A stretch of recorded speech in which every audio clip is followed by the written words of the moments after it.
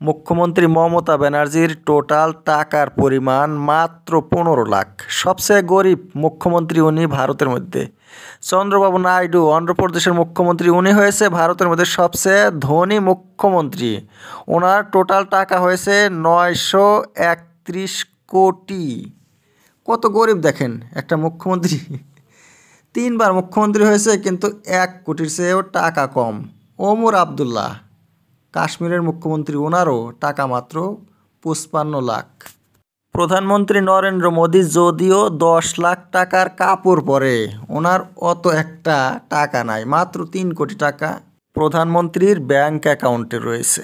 ভারতের টোটাল 31 জন মুখ্যমন্ত্রীর মধ্যে 2 জন মুখ্যমন্ত্রী হয়েছে মহিলা। দিল্লির আতিশি মহিলা মুখ্যমন্ত্রী, খুব ভালো নেত্রী।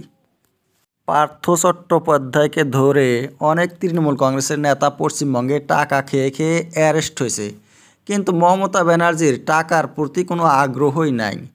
বর্তমান এডিআরের রিপোর্ট অনুযায়ী অন্ধ্রপ্রদেশের মুখ্যমন্ত্রী সবচেয়ে ধনী।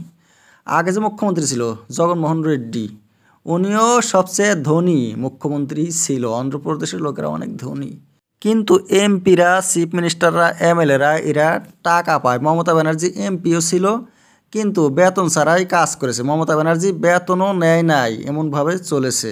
নেতাদের এমনই হওয়া উচিত। মহাত্মা গান্ধী দেখেন, একটা কাপড় গায়ে পেঁচিয়ে রেখেছে, একদম কম দামের যেটা কাপড়। এপিজে আব্দুল কালামের ঘরে টিভিও ছিল না, উনি মাত্র রেডিওর নিউজ শুনেছে। যাই হোক, সারা ভারতে এতগুলো মুখ্যমন্ত্রী থাকার পরে যে মমতা ব্যানার্জি সবচেয়ে গরিব, মাত্র 15 লাখ টাকা ওনার অ্যাকাউন্টে রয়েছে, এটা একদমই আচরিত একটা বিষয়।